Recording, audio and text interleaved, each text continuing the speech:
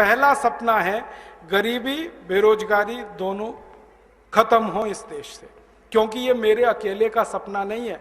भगत सिंह का भी यही था, चंद्रशेखर का यही था, सुभाष चंद्र बोस का यही था। इन सारे क्रांतिकारियों ने जब लड़ाई लड़ी है ना, तो अपने अपने समय में बहुत सारे लेख लिखे हैं, भाषण दिए। उन भाषणों को मैं इकट्ठा कर रहा हूं आजकल, लेखों को इकट्ठा कर रहा हूं। कोई भी क्रांतिवीर ऐसा नहीं है जो ये ना कहे कि अंग्रेजों को भगाना आखिरी उद्देश्य है। वो कहते हैं अंग्रेजों को भगाना तो पहला उद्देश्य है, आखिरी उद्देश्य है भारत की गरीबी मिटानी है, भुखमरी मिटानी है, बेरोजगारी मिटानी है, भारत में समृद्धि लानी है। सब क्रांतिकारी यही कहते हैं, उनका भी यही सपना है, हमारा भी यही सपना है कि भारत की गरीबी भुखमरी बेकारी दूर हो। अब इसको दूर करने के लिए पैसे चाहिए, वो कहां से आएंगे? तो एक तो रास्ता है कि और ज्यादा टैक्स लगाओ, पैसे लाओ। ज्यादा टैक्स लगा के गरीबी ही आती है, समृद्धि नहीं आती। दुनिया में सबसे महान अर्थशास्त्री चाणक्य ने कहा कि जिस राज्य की प्रजा ज्यादा से ज्यादा टैक्स भरती है उस राज्य के लोग भिखारी हो जाते हैं। इसलिए टैक्स तो कम से कम ही होना चाहिए। तो ज्यादा टैक्स लगा के पैसे लाना ये तो मूर्खता का काम है। तो फिर पैसे कहां से लाएं विकास करने के लिए? तो हमने लक्ष्य तय किया है कि नेताओं ने जो लूट कर काला धन विदेशों में जमा किया है, इसको वापस लाकर इससे विकास करना है देश का। और ये लूट का धन 258 लाख करोड़ है, कोई मामूली रकम नहीं है। इसको वापस लाके विकास करना है। आप बोलेंगे ये कैसे आएगा? इसको वापस लाने के 4 रास्ते हैं। पहला रास्ता है कि जिन विदेशी बैंकों में यह धन जमा है, उन बैंकों में यह धन निजी संपत्ति के रूप में जमा है। व्यक्तिगत संपत्ति, किसी नेता की, किसी अधिकारी की व्यक्तिगत संपत्ति, निजी संपत्ति। अगर हम इस धन को राष्ट्र की संपत्ति घोषित करा सकें तो ये धन किसी भी बैंक में जमा नहीं हो सकता, ये वापस आएगा भारत में। क्योंकि अंतर्राष्ट्रीय बैंकिंग व्यवस्था का एक नियम है, किसी भी देश की राष्ट्रीय संपत्ति उसी देश में जमा होती है वो जिस देश की होती है, दूसरे देश में जमा नहीं हो सकती। तो अब तक जो जमा है वो निजी संपत्ति है, हम इसको राष्ट्र की संपत्ति बना दें तो ये वापस आएगा। आप बोलेंगे ये कौन करेगा? इस काम को करने के लिए 2 संस्थाएं हमारे पास हैं। एक का नाम है सुप्रीम कोर्ट और एक का नाम है संसद। सुप्रीम कोर्ट की ताकत है कि वो किसी भी संपत्ति को राष्ट्रीय संपत्ति घोषित कर सकता है। और सुप्रीम कोर्ट ने एक बार ऐसा किया था। यूरिया घोटाला हुआ जब नरसिम्हा राव के जमाने में, तो 133 करोड़ रुपए चला गया था देश के बाहर। सुप्रीम कोर्ट ने उसको राष्ट्रीय संपत्ति घोषित करके वापस मंगा लिया और स्विस बैंक से वो 133 करोड़ रुपए वापस आ गया। और पता है वो नरसिम्हा राव के बेटे के खाते में जमा था। हाँ, और सुप्रीम कोर्ट ने नरसिम्हा राव के बेटे को जेल भेज दिया। प्रधानमंत्री के बेटे को जेल भेजा था, वो मैं भूला नहीं कभी भी। सुप्रीम कोर्ट में इतनी ताकत है। तो हमने सुप्रीम कोर्ट में एक मुकदमा लगाया है अभी 6 महीने पहले, ये जो भारत स्वाभिमान नाम की संस्था है ना, इसकी तरफ से। और मुकदमा हमारा एक ही है कि अगर यूरिया घोटाले का पैसा सुप्रीम कोर्ट ने राष्ट्र की संपत्ति घोषित किया था तो चारा घोटाले का भी राष्ट्र की संपत्ति है, बोफोर्स घोटाले का भी राष्ट्र की संपत्ति है, सभी घोटालों का पैसा राष्ट्र की संपत्ति है। और इस तर्क से अगर सुप्रीम कोर्ट सहमत हो जाए तो 258 लाख करोड़ को राष्ट्र की संपत्ति वो घोषित कर सकता है। और ये घोषणा होते ही हम इंटरनेशनल कोर्ट ऑफ जस्टिस में जा सकते हैं फैसले को लेकर, और आईसीजे ऑर्डर करे तो दुनिया के 70 देशों की बैंकों को पैसा वो वापस करना पड़ेगा भारत को। इस उम्मीद में मुकदमा लगाया है हमने। 6 महीने हो गए। 6 महीने तक ये मुकदमा स्वीकार नहीं हुआ, बहस होती रही कोर्ट में, और अब स्वीकार हो गया है। कोर्ट ने तैयार मान लिया कि अब ये मुकदमा सुना जाएगा। 6 महीने लगे और कोर्ट ने अपने को कन्विंस करने के लिए सब तरफ से जानकारी मंगाई। हमने कहा, उतने पे विश्वास नहीं किया कोर्ट ने। एक अंतर्राष्ट्रीय संस्था को कॉल किया कोर्ट ने, उसका नाम है ट्रांसपेरेंसी इंटरनेशनल। उन्होंने आके सारे दस्तावेज कोर्ट में पेश किए कि भारत का कितना ब्लैक मनी। फिर और एक संस्था को कॉल किया कोर्ट ने, उनका नाम है टैक्स जस्टिस नेटवर्क, उनको बुलाया, उन्होंने दस्तावेज दिए। फिर भारत के तमाम बड़े अधिकारियों को बुलाया कोर्ट ने, एनफोर्समेंट डायरेक्टरेट के, पूछा कि आपको मालूम है विदेशी बैंकों में खाते हैं? उन्होंने कहा हाँ खाते हैं। फिर सीबीआई वालों को बुलाया। जब सब तरफ से कोर्ट कन्विंस हुआ तो कोर्ट ने मुकदमा स्वीकार कर लिया। अब कोर्ट ने नोटिस दिया है सरकार को, और सरकार को पूछा है कि ये 258 लाख करोड़ किस किस का है, जल्दी से कोर्ट को बताया जाए। अब सरकार की हालत थोड़ी खराब है, क्योंकि जिनका पैसा है वो ही सरकार चला रहे। तो सरकार ने कोर्ट में टालम टोल करना शुरू किया है। ये टालम टोल वो थोड़े दिन करने वाले हैं, ये हमें मालूम है, क्योंकि वो बताएंगे नहीं कभी भी। तो हम सुप्रीम कोर्ट को एक दिन एक बात कहेंगे कि टालम टोल 6 महीने, साल भर, 1.5 साल, 2 साल, 3 साल, कितनी? फिर हम सुप्रीम कोर्ट को कहेंगे आप तो एक्स पार्टी जजमेंट दे दो, और कोर्ट को ताकत है वो करने की। और हम कोर्ट को कहेंगे ये नहीं बता रहे किसका पैसा है, आप तो ये कह दो जिसका भी पैसा है वो भारत की राष्ट्रीय संपत्ति है, बात खत्म हो गई। और उम्मीद है कि कोर्ट ये फैसला देगा और ये फैसला हुआ तो 258 लाख करोड़ वापस आएगा। दूसरा रास्ता है अपने पास, वो ये कि हम संसद में अगले 4 सालों में एक प्रस्ताव पास कराना चाहते हैं, और वो प्रस्ताव ये है कि 15 अगस्त 1947 के बाद जितना भी धन भारत से बाहर गया वो भारत की राष्ट्रीय संपत्ति है, बस। किसी का नाम नहीं लेना, किसी की बात नहीं कहना। 15 अगस्त 1947 के बाद जितना धन बाहर गया है भारत से हवाला के थ्रू, क्योंकि सब हवाला से ही जाता है, वो भारत की राष्ट्रीय संपत्ति है। संसद प्रस्ताव को पास करे। अब इस प्रस्ताव को रखेगा तो कोई एक सांसद, और वो हमें मिल ही जाएगा अगले 4 साल में। कोई तो माई का लाल मिलेगा, ऐसा तो नहीं है कि सब मर गए। और प्रस्ताव जब रखा जाएगा तब बहस होगी। बहस वाले दिन हम देखेंगे कि कौन कौन इस प्रस्ताव का विरोध कर रहा है। जो विरोध करेगा पक्की बात है खाते उसी के हैं, पैसा उसी का है, और सारा देश देखेगा बेईमान कौन कौन है संसद में। आप तो अपने सांसद पे नजर रखना बस, कि आपका सांसद क्या कह रहा है। हर एक इलाके में मैं घूम घूम के लोगों से एक ही बात कह रहा हूं कि जिस दिन ये प्रस्ताव आएगा टीवी पर बहस आएगी, क्योंकि अब डायरेक्ट टेलीकास्ट होने लगा है। आप अपने सांसद पे नजर रखना वो क्या कर रहा है, आपको पता चल जाएगा वो बेईमान है ईमानदार है। अब संसद में या तो प्रस्ताव गिरेगा या पास होगा। गिरेगा तो विरोध करने वाले सांसद ज्यादा चाहिए, तो सारा देश देखेगा बेईमान और हरामी कौन कौन है इस देश में।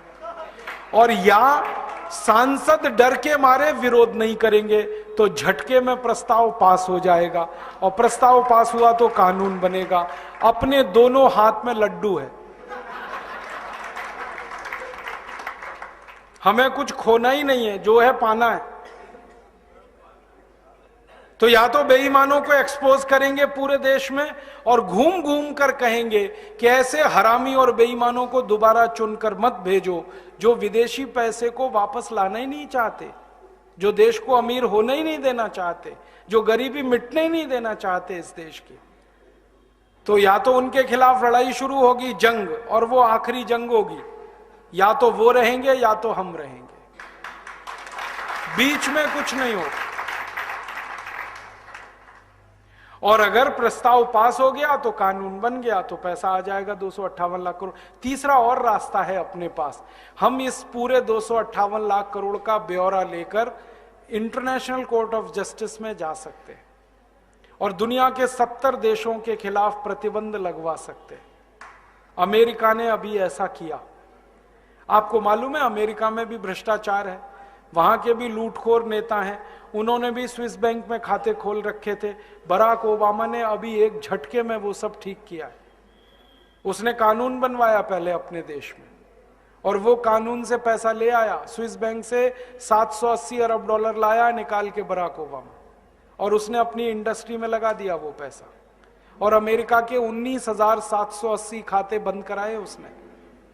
तो ये बराक ओबामा अगर कर सकता है तो भारत भी कर सकता है। बस अंतर इतना है कि अमेरिका को बराक ओबामा मिल गया है, भारत को एक बराक ओबामा की तलाश है। अगले 4-5 साल में मिलेगा, कोई ना कोई तो निकलेगा। भारत माता वीर विहीन नहीं है, निपूती नहीं है, बांझ नहीं है। जब जरूरत पड़ती है इस माता ने बड़े बड़े लाल पैदा किए हैं देश की समस्याओं का समाधान करने। आगे भी होगा, इसका विश्वास है हम। और ये काम हम बराक ओबामा की तरफ से भी कर सकते। बराक ओबामा ने अभी एक बहुत रोचक बात कही। हमारे प्रधानमंत्री गए थे अमेरिका, अभी मालूम है मनमोहन सिंह अमेरिका गए। बराक ओबामा ने मनमोहन सिंह को ऑफर किया, देखो मैंने स्विस बैंक से पैसे निकाल लिए, आपको निकलवाने?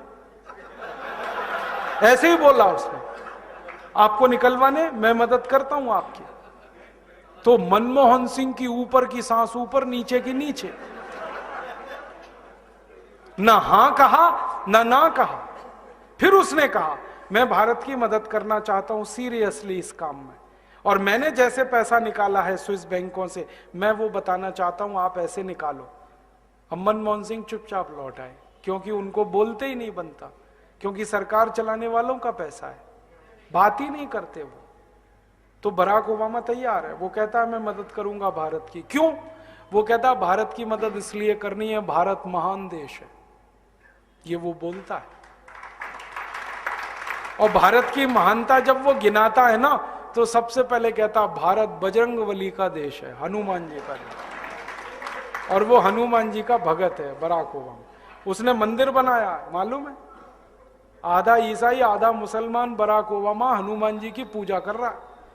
जब वो चुनाव लड़ रहा था तो उसने बजरंगबली का मंदिर बनाया, जयपुर से मूर्ति मंगाई थी, स्थापित कराई। और पहला राष्ट्रपति है अमेरिका में जिसने दिवाली मनाई अभी। हाँ, दिवाली को हनुमान जी की पूजा होती है ना, उसने की वहां, पंडित जी को बुलाया उसने। और वो कहता भारत महान देश है क्योंकि महात्मा गांधी का देश है। वो महात्मा गांधी को गुरु मानता है अपना। उसके घर में एक ही फोटो है, वो महात्मा गांधी की। वो कहता है इसलिए मैं भारत की मदद करना चाहता हूं। अब भारत सरकार ही तैयार नहीं है मदद लेने के लिए। तो ये अपने पास और एक रास्ता है। तो अपने पास 4 रास्ते हैं। एक चौथा रास्ता है कि हम खुद चाहें तो स्विट्जरलैंड से दादागिरी करके ये पैसा ला सकते हैं। स्विट्जरलैंड के पास ना आर्मी है, ना एयरफोर्स है, ना नेवल फोर्स है, छोटा सा देश है। हाँ, जनसंख्या भी इतनी कम है जितनी तो हमारे एक जिले में है, उतनी तो स्विट्जरलैंड पूरे देश में नहीं। मैं तो मजाक में कभी कभी ये कहता हूं कि सारे भारतवासी, माफ करना ये कहने के लिए, इकट्ठे होके पेशाब कर देंगे तो स्विट्जरलैंड बह जाएगा।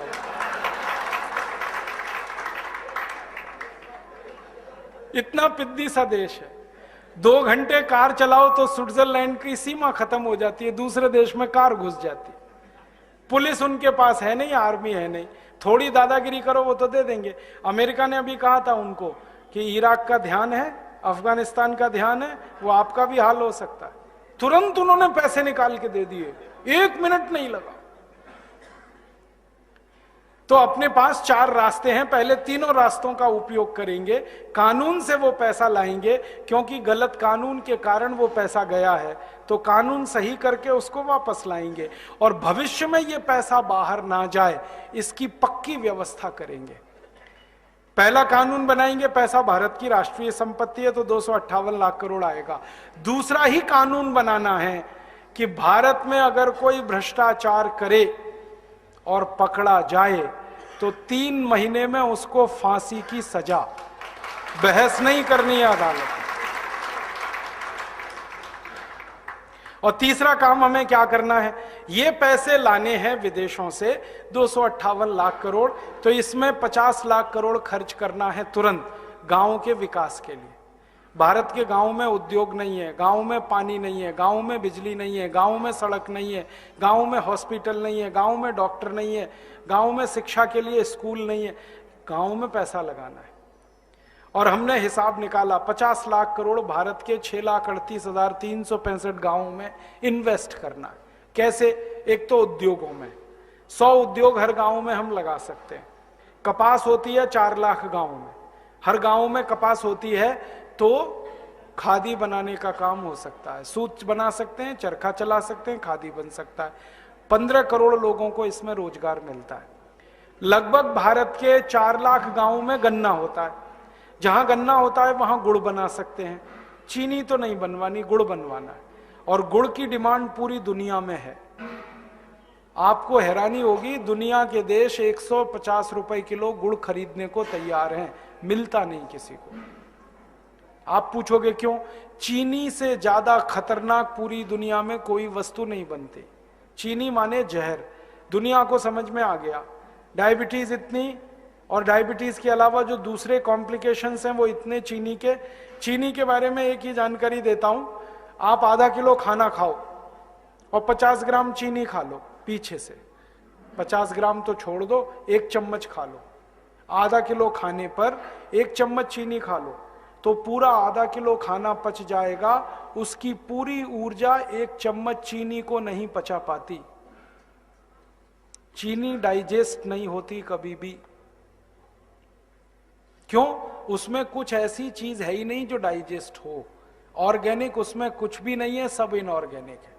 और चीनी का अर्थशास्त्र और समाजशास्त्र ये है कि ना उसमें कोई विटामिन है, ना उसमें कोई प्रोटीन है, ना उसमें कोई कैल्शियम आयरन आदि है, ना माइक्रो न्यूट्रिएंट्स हैं। वो जहर का पुलिंदा है। हम चाहते हैं कि चीनी बंदी हो जाए तो अच्छी है, वैसे भी 50 रुपए किलो हो गई है फालतू में। क्यों दिमाग खराब करें? हम तो गुड़ बनवाएंगे, और सारी दुनिया गुड़ मांग रही है, और ऑर्गेनिक गुड़ तो सब मांग रहे हैं। गन्ना पैदा करें बिना यूरिया बिना डीएपी, उस गन्ने से गुड़ बनाएं। अभी ग्राहक तैयार हैं 150 रुपए किलो खरीदने के लिए सारी दुनिया में। ये जितनी बेकरीज चलती है ना यूरोप में, वो सब गुड़ चाहते हैं, क्योंकि वो कहते हैं कि गुड़ से जब हम वो बनाते हैं उनके स्वीट डिश, वो ज्यादा लंबे समय टिकते हैं। चीनी वालों को टिकाने के लिए बहुत सारे केमिकल मिलाने पड़ते हैं। गुड़ जो है ना नेचुरल प्रिजर्वेटिव है, तो वो गुड़ मांग रहे हैं। हम 4 लाख गांव में गुड़ बनवा सकते हैं, खुद भी खाएंगे, दुनिया को खिलाएंगे, और इस काम में कम से कम 1.5-2 करोड़ किसानों को काम मिलेगा। फिर भारत के 2.5 लाख गांव हैं, वहां गेहूं पैदा होता है। गेहूं का आटा सब खाते हैं, गेहूं कोई नहीं खाता, तो गेहूं का आटा गांव में बनेगा, शहर में बिकेगा। गेहूं 11 रुपए किलो है, आटा 26 रुपए किलो बिकेगा, तो गेहूं का आटा बिकवाएंगे, गांव गांव बनवाएंगे, चक्की चलवाएंगे, चक्की में आटा बनेगा। ये जो धीमे धीमे चक्की चला के आटा बनता है ना, इसी की पौष्टिकता है। तेजी से जो मशीन में आटा पिसता है वो कुछ भी दम वाला नहीं है। इसी आटे में क्वालिटी है जो धीमे धीमे, और पुराने जमाने में हमारे घरों में वही आटा खाया जाता था, हम बीमार नहीं पड़े जल्दी। अब चक्की का आटा है, गड़बड़ी यहां पर है। और ऐसे ही भारत के 2.5-3 लाख गांव में आम पैदा होता है। आम का अचार, आम का मुरब्बा, आम का पापड़, आम की बड़ी, सब कुछ बन के बाजार में बिकेगा। 1 लाख गांव में आलू है तो आलू का चिप्स गांव गांव बनवा सकते हैं। चिप्स 480 रुपए किलो बिकता, आलू 10 रुपए किलो बिकता है। 1 लाख गांव में टमाटर होता है, टमाटर का सॉस गांव गांव बन सकता है। सॉस 200 रुपए किलो बिकता है, टमाटर 10 रुपए किलो। तो किसानों को हम समझाएंगे वैल्यू एडिशन करो, प्राइमरी प्रोडक्ट्स मत बेचो। बस इतनी सी बात समझानी है किसान। कपास मत बेचो, कपास से सूत बना के, कपड़ा बना के बेचो। कपास बिक जाता 12 रुपए किलो, और वही कपड़ा बिकता है 25 से 30 और 60-70 रुपए किलो तक। और वैल्यू एडिशन के लिए किसानों को ट्रेनिंग देनी है बस, और क्या करना है।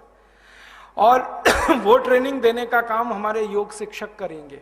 अभी हमारे 2,40,000 योग शिक्षक हैं जो गांव गांव में योग और प्राणायाम सिखाते हैं।